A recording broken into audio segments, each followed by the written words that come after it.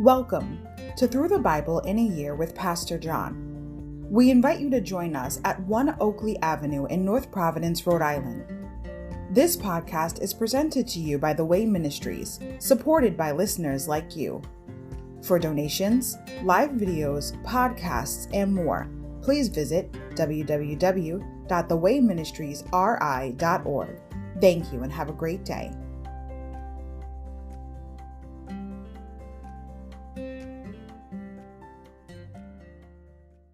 Hi everybody, welcome to Through the Bible in a Year with Pastor John.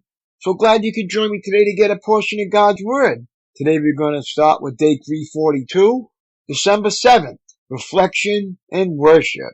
But before we get started, I always say this is an awesome opportunity to reflect on the previous 6 days of reading, or maybe to catch up if, the holiday season might have caught up with you a little bit like it always does with us, as we sometimes miss the mark. But anyway, it gives us an awesome opportunity to do that, to reflect on what we've read or to catch up. Either way, keep up the good work and keep on keeping on and keep the faith and just keep moving forward. All right. Happily humble. To grow tall spiritually, a Christian must first learn to kneel in humility. It's so true. Look back. The letters written by Paul have been the focus of your reading over the past couple of weeks. Here's a key to help you unlock and remember each book. Philippians, happily humble. The path of true happiness for the Christian is the path of genuine humility modeled by Jesus. Colossians, commander-in-chief. Jesus is preeminent in everything and deserves first place in your life. 1 Thessalonians, stay on target. Don't become distracted or discouraged as you seek to make faith, hope, and love the hallmarks of your faith. 2 Thessalonians, work while you wait.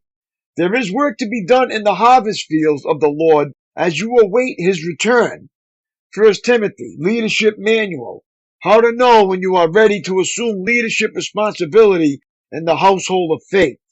2 Timothy, combat manual. How to do battle with the enemy as you live for Jesus. Titus, conduct manual. How to behave as a part of the household of faith.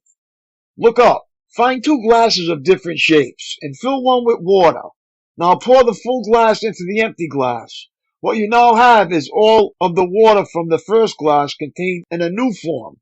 In a crude way, that illustrates what happened when Jesus Christ, the second person of the Godhead, took upon himself human form and became a man. Without in any way ceasing to be divine, his original nature, he took upon himself a new form, flesh, human nature. And the result, when Jesus walked the earth, in reality he was all of God in a human body, the incarnation.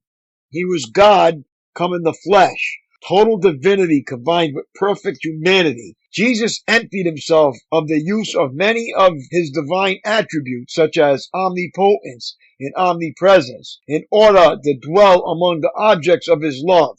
Men and women, boys and girls, John 1:14.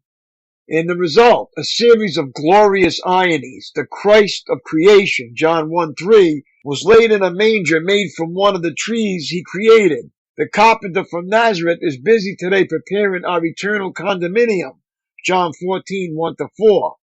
Look ahead. Philippians 2:5-11 describes Christ's example of humility as he emptied himself of his divine rights and privileges. Remember our illustration with the glasses. And made himself of no reputation. By rights, Jesus could have demanded that every knee bow to his authority. Instead, he suffered and died at the hands of wicked men in order that our response to him would be out of love, not coercion. He was willing to renounce his heavenly citizenship for an earthly one. Now he asks his followers to do just the opposite. What price are you willing to pay today to follow in his footsteps? Are you willing to be inconvenienced by someone who calls or drops by unannounced with the need for your time and attention? Are you willing to rearrange your priorities in order to serve the needs of someone else? Are you willing to use money you were saving for a personal purchase to meet someone else's need?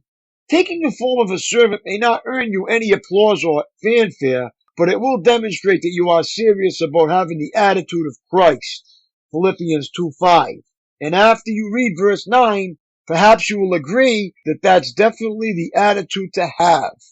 So true. It's something to always think about, and we always should be evaluating our lives to see if we're becoming more and more like Jesus. Because if we're not, we're missing the mark of why we're even reading the Bible. That's all for today, my friends. It was great reading along with you. Keep up the good work and have a great day. And God bless. And I will see you tomorrow. Lord willing. Peace.